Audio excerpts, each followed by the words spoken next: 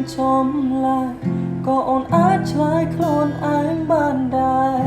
ព្រោះគេត្រឹមតែមនុស្សដែលមិនស្មងនឹងអូន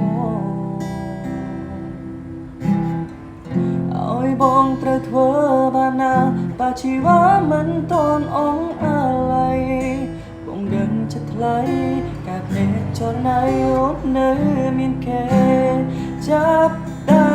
ស្ងួននំរួនប្រាប់អូនកុំទៅរកគេឬអូនភ្លេចហើយមែនទេ